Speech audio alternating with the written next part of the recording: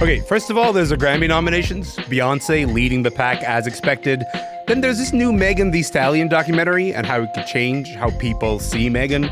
There's a lot going on in the world of music this week. The group chat is here. We have a lot to talk about. Let's go.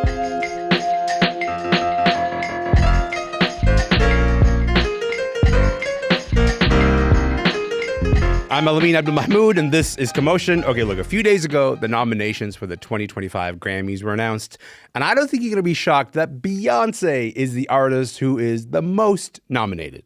My family living died in America. Good old USA. Good old USA. Whole lot of red in it, white and blue.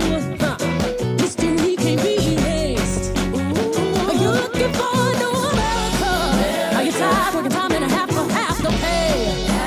A bit of Yaya from Beyonce's groundbreaking record, Cowboy Carter. This record is up for 11 nominations at the 2025 Grammys. That includes Album of the Year. It also includes Country Album of the Year. It is just one of the big stories coming out of last week's Grammy nomination announcements. We got a bunch to cover here. Pablo The Don is here. Rihanna Cruz is here. Andrea Williams is here. And we got to talk about this. We're going to talk about the Megan Thee Stallion doc, but I just got to say hello to Pablo, to Rihanna, to Andrea. Welcome to the show, y'all. How's it going? Hey. Hi, I'm delighted that you're all here. Pablo, listen, I'm going to start with you. How are you feeling? You survey the land that is before you. You look at all these nominations with the Grammys. How are you feeling about these nominations? I mean, I feel like this year it feels rather balanced, which is an odd thing for the Grammys. I feel like it's either one way or the other. Like, there's usually some sort of what is going on about the Grammys, but this year it feels like who came to prominence is nominated. Everyone who deserves to be nominated is nominated for the most part. There's a couple snubs, but it just feels like there's good representation all around of different like facets of the music industry coming out this year. Rihanna, it's been a long time since people have had nice things to say with the Grammys, but Pablo just said some nice things with the Grammys. Any artists that didn't get nominated this year that maybe you felt should have been? Yeah, I mean, I agree in that the nominations felt really balanced. I think there's a couple snubs that I think come down to personal taste, right? So like McGee put out an album this year that I really liked, absent from the nomination list. I think Ariana Grande's album that she put out this year didn't get nominated for Album of the Year, which I thought was surprising. But in a year with so many releases, there were so many pop records that like captured the zeitgeist for even a brief moment. Like there's bound to be things left, unsaid. Can I just say, just like watching the Wicked press tour, Ariana does not feel particularly pressed about the fact that her album is not on this nomination. She's like, great, don't worry about me. I'm an actor now. Talk to y'all in maybe 5 to 10 years. It's fantastic. Exactly. Like, that's very much the vibe is like, I'm not nominated. And that is fine because I have a movie to promote. Andrea, let's talk about Beyonce. Let's talk about the Beyonce in the room because she's obviously the force. She's got the most nominations, 11 nominations. She's now the most nominated. She has already been the most nominated artist in Grammy history. She extends that record. She now has 99 total nominations, which is just a wild number. This year, she has the opportunity to become the first Black woman to win Country Album of the Year. That's pretty wild. But also the other big thing that everybody's waiting for is 99 nominations. Our girl has never won Album of the Year, not one time. How are you feeling about her chances this time around? I don't know. I mean, I'm not gonna lie. I feel like this year might not be the year. No, I feel Andrea, what honestly, are you doing, bro? Okay, all right. Look, I'm sorry. Please don't kill me, Beehive. No, it's such a balanced feel. It felt like a really, really big pop year. Like there are some albums in that category that I'm like, I don't know how you're gonna squeeze by Sabrina and Chapel. Like it's a lot. It's a lot. And I think this becomes the issue with that category, right? Is that she's been there so many times.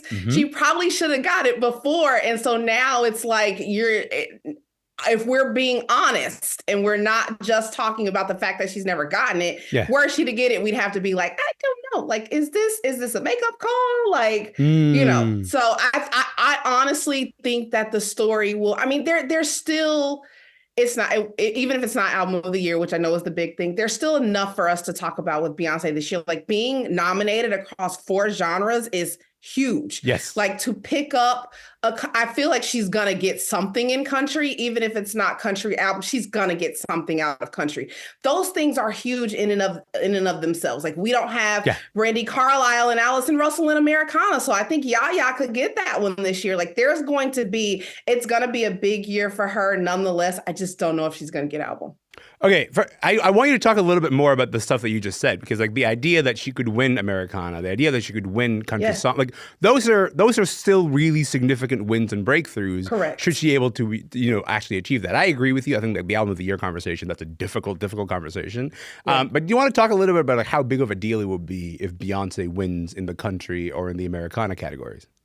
Yeah, it'd be a huge deal. I mean, we've got the fairy tale by the Pointer Sisters winning their Grammy in the 70s. And, for Black artists in the genre, that's it, really. Yes. So it would be considerable for her to pick that up. Does it mean much on the ground here in Nashville? That's another conversation, right? Because this is still a locked box in the sense, I mean, we saw what happened with the Country Music Association Awards. But No the great thing nominations for about the Beyonce. Grammys, Yes. Yeah. none, completely none, which I thought was wild. We should have talked about that one on the show, Elamin. But I think it does send a signal, especially because of all the conversation around it. I think when the Pointer Sisters picked up their Grammy, it was sort of like a surprise, like, hey, what is this? There's been enough conversation that I think it sends the right signals that like, hey, we can do this. There shouldn't be these bounds around who can participate and be acknowledged for their work in the genre. Again, does Beyonce winning a country Grammy mean that all of a sudden all the doors fly open on Music Row? I don't think so. But it is significant nonetheless. Reanna, I'm interested in the thing that Andrea said earlier too, the idea that if Beyonce sort of manages to compete in the album of the year category, which she is, she's going to go past like some really heavy pop albums this year. And then she mentioned Sabrina and Chapel, which is interesting because like in that category, I think I would have mentioned Taylor Swift, but also I would have mentioned Billie Eilish. Like Billie Eilish to me is like the heavyweight of the album of the year category. Incredible record. How do you see Beyonce's chances of finally breaking her album of the year curse?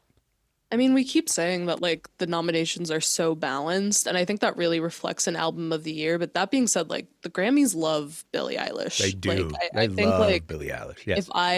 If I was a betting man and I had to bet for album of the year, I think I'd split my money between Cowboy Carter and Billie Eilish Hit Me Hard and Soft. Like I think like either of those could appeal to Grammy voters in a way that would be successful. And I think we'd like need to note that Beyonce has the most nominations this year. So like the fact that Cowboy Carter is up for album of the year and has the most nominations, like, I don't know. I feel like that says something. It's not that they're ignoring this record, right? They're Right. clearly paying close attention to this record and the work that it is doing. It's just a matter of like, will it rise up, enough to defeat the love that they have for Billie Eilish, because that love runs really deep. They will give her a Grammy for literally anything. Okay, They're obsessed. Yeah, they really are. Before we move on here, I just want to just shout out a bunch of Canadians who got nominated for their contributions to Cowboy Carter: Lowell, Nathan Farrow, and Megan Bullo. For the full list of Canadians who are on that record, find cbcmusic.ca. Pablo, I'm going to pivot a little bit because I want to talk about Kendrick for a moment. Kendrick Lamar continues to ride this wave of Not Like Us. He could become the first rapper to win a Grammy for a diss record, which would be kind of wild. I don't know what Drake's gonna, think off this, but he does have that one line in one of his disses. Drake has this line about like, "Oh, Kendrick opened his mouth. Somebody better hand him a Grammy." How big of a deal would it be, you think, for Kendrick to win for Not Like Us? I mean, I think it'd be huge. The content of the song alone, getting a Grammy for the content of that song is nuts. It's crazy. The things that he says in that song, now being Grammy nominated, would be hilarious. Not only would it come around to make Drake's prophecy of Kendrick just open his mouth, somebody give him a Grammy right now, be true, but also this feels like the biggest FU to Drake if he were to win. That 2019 speech that Drake gave where he like downplayed the significance of the Grammy, it feels like everybody's coming back to get their lick back on Drake right now, including the Grammys, who are like notoriously petty people. So Drake, you kind of like fulfilled you're like, you might be fulfilling the prophecy, like you might have helped, but like you didn't help in 2019. I'm sure you couldn't foreshadow this being the thing, but like, Man, you might be getting tripled mollywopped within like a 12 calendar month right now. Like 12 months just getting beat. Like And we would hate that. We would hate to see this for poor Drake because it feels like it's like a victory lap on the victory lap. Canadians would hate that. Canadians would hate that. Canadians would absolutely hate that. Okay, I could also just can we play this giant hit for just a second?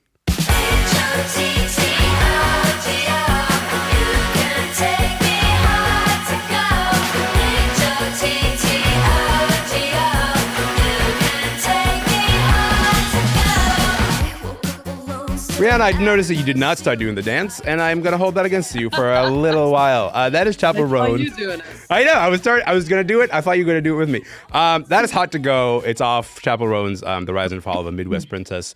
Look, Chapel's up for Best New Artist. She's up against people like Sabrina Carpenter, which, can I just say, Sabrina Carpenter, it's her 6th studio album. So the idea that she's nominated for Best New Artist is like, guys, you did not just discover Sabrina Carpenter. This is a little bit nuts to me. But also, Sabrina Carpenter's in that category. Shabuzi is in that category. He's had a gigantic year.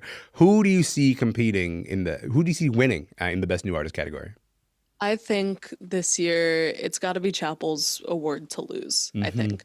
I saw a graphic today on Instagram this morning that said that 7.8 years is the average amount of time each artist in Best New Artist has been working up until this point. Oh, wow. Which is kind of crazy, and you look at the other nominations in the category and it's like Khruangbin. Khruangbin's been around for 11 years. Yeah. Exactly. Like they've been around for a grip. So I don't know. I think if you look at all the nominations of Best New Artist, they've been getting kind of wily with it lately in terms of who they pick. Like I remember them picking Samara Joy a few years ago, and that really surprised me. But I think if you look at the nomination field, you look at the impact this music has had this year, Sabrina Carpenter already had her really big last album cycle with Emails I Can't Send. So I think this is Chapel's award to lose. Also, I just like the idea of the Grammys being like, well, they may not be new, but they're new to us. Okay. Yeah, exactly. Okay. Exactly. Pablo, real quick, who's your money on for Best New Artist?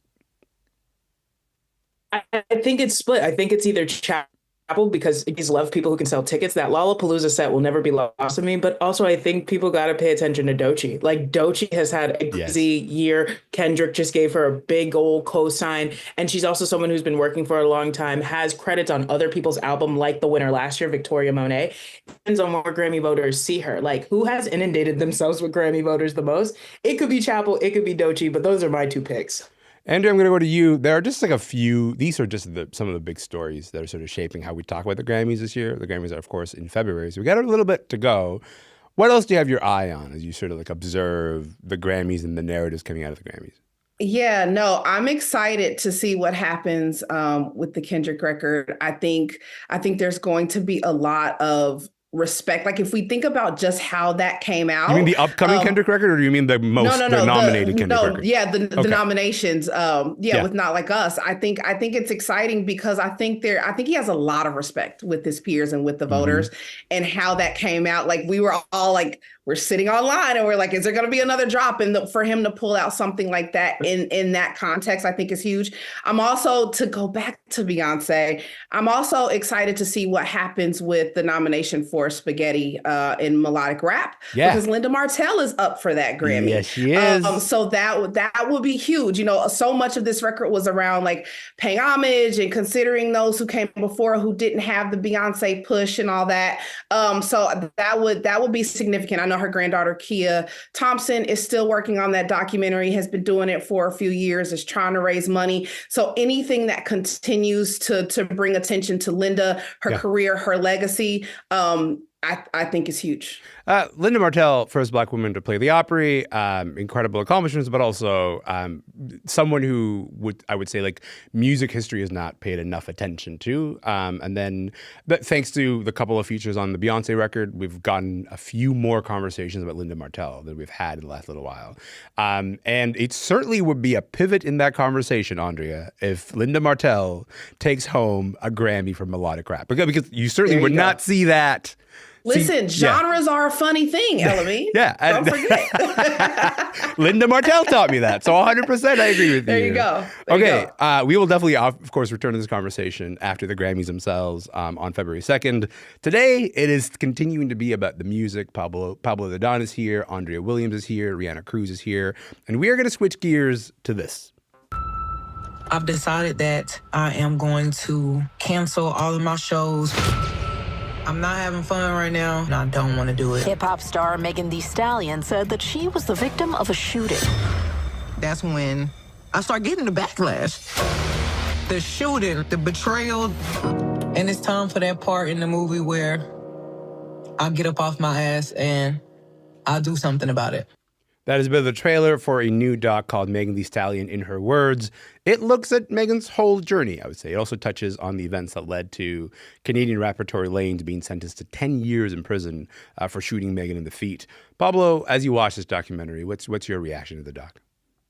I mean, I think it was the first time we saw all the pieces of the story come together in a way that made some sort of sense. Like, we're getting all these bits and pieces from where Meg's mom passes away to how it led to her depression and her drinking more to how it led to her now being around Tory Lanez, the relationship her and Kelsey actually had from Megan's standpoint, and then the fallout of all that. And then, of course, at the end, it starts with like Cobra and Hiss and like her rise back and how she's coming out of that time.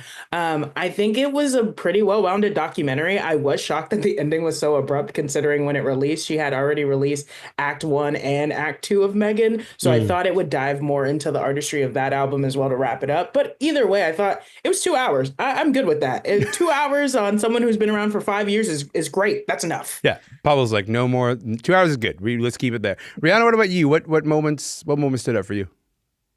I think there were two specific things that really connected with me. One being I enjoyed seeing footage of like Megan's college graduation, right? Like Megan's only a few years older than me.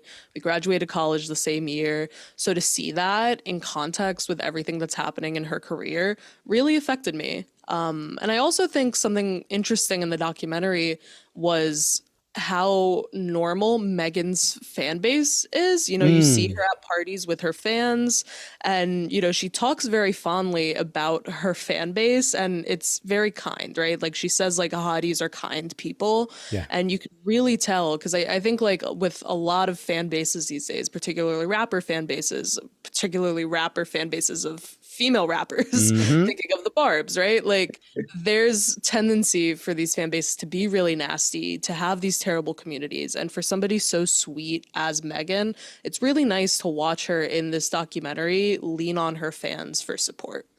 First of all, you're so brave for naming the Barbs. I didn't know whether you were gonna do it, but I'm glad that you did. I saw Nicki this year. Like I saw her in concert twice. Like I don't care.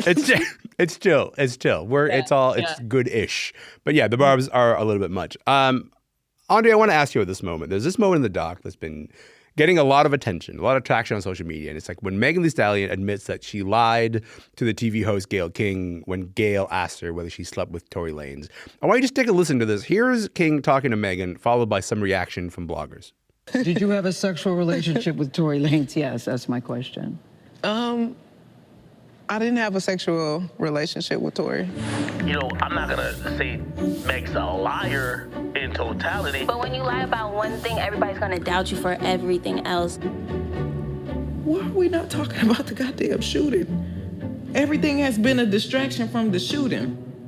The way, like, they have villainized me for being this type of person, it started to make me second guess myself. That is a part of the documentary, Megan Thee Stallion in Her Words. And we should clarify that Gayle King interview. It happened after Megan was shot, but before the actual Tory Lanez trial. But also, Megan confessed to sleeping with Tory during that trial. Andrea, do you want to talk a little bit about that moment? What do you make of that moment in the doc? Yeah, I mean, it was tough to watch because, you know, going into it, she's like already getting beat up on the internet. And so she's talking about like, needing someone to stick up for her, she's got this massive platform and she communicates regularly with her fans, but she wants someone else to jump in and have her back and kind of lend platform so that she can, present herself in another way and sort of counteract this narrative that's ongoing. And so this ends up not becoming that. And so the thing for me is that it solidifies what we already know about this era that we're in, where artists don't need legacy media. Like, she thought she needed it. I would be surprised if she did another interview like that going forward. And we talk about how it's like everyone controls the narrative so much, right? Like, we don't get Beyonce in a sit down interview. No. Like, we don't get a lot of these artists in that way. That's artists.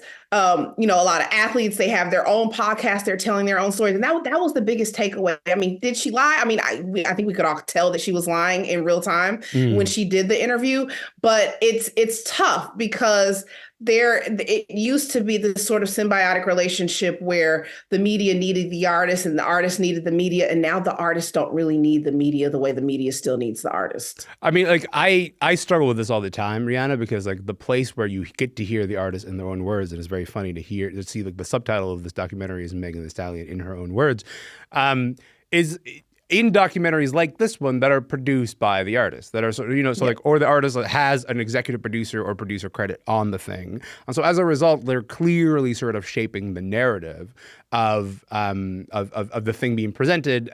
Maybe they don't go as hard on themselves for a question that legacy media or other media organizations would kind of go a little bit harder on them about. And so when I see this and I think this documentary might genuinely change how people see or receive Megan Thee Stallion, but then also there's a thing that Andrea mentioned, the idea that like she's also more involved in the shaping of that narrative. I struggle with like, what do you do with music journalism? What do you do with music documentary work that is meant to be like, here's our assessment as critics, as journalists, over like where this artist stand in the current music industry and the issues that they're sort of talking about. How do you navigate this sort of question of the artist's involvement in their own story, Reanna? I think it's interesting because that was mainly my only issue with this documentary, is that it felt very crafted by Megan, which isn't to say is a bad thing. I don't think she's operating with a narrative that's like entirely out of pocket for her to be molding. Yeah. But, I think the best music documentaries are ones where you kind of have the artist be unfiltered, and I could imagine Meg's tension with being unfiltered, considering the circumstances, considering her getting eaten up online for literally anything she says. Yeah. But like my favorite music documentary of all time is Madonna's Truth or Dare, because it was very fly on the wall. You're watching Madonna kind of be crazy throughout a lot of it. She's like wilding out often. But that's something where it's like there feels like there's a little bit more journalistic integrity because there's a little bit of a separation there. And, you have Megan in her own words telling her story, which I can imagine is very important for her. It's very important for the narrative, all things considered. But that was my main issue with the documentary, was that I think there could have been a little bit more of a step back looking at the narrative. Pablo, I got about a minute left here. How do you think this documentary is going to change how people see Megan? I don't think it does. I think whoever likes Megan still likes Megan, and whoever didn't like Megan and thought she was a liar still doesn't like Megan and still thinks she's a liar. But what I will say is those lawsuits will say otherwise. Good luck to those people who decide to get on the internet spreading misinformation, because she's already rounding them up. But how you is, I don't think it's going to change anyone's opinion, this documentary. I doubt it does, because as Reanna said, it's crafted. People know it's crafted. So, I mean, where you lie on Megan is now just no feeling. I just think it's not changing anyone's mind one way or the other. So good luck to those people getting sued, though. I think that is a dramatic but also good place to leave it. I appreciate all of you guys being here. Reanna and Pablo and Andrea, you guys are the best. Thank you for your time. Happy to be here. I appreciate it. Thank you again. Thank you. Of course. Pablo The Don is a culture critic and part of Those Wrestling Girls podcast. They are in Springfield, Massachusetts. Reanna Cruz is a freelance music journalist and senior producer of the Switched on Pop podcast. They are in LA. And Andrea Williams is a columnist for The Tennessean. She is in Nashville. And you can catch Megan Thee Stallion in her own words on Amazon Prime. And the Grammys, by the way, are on February 2nd.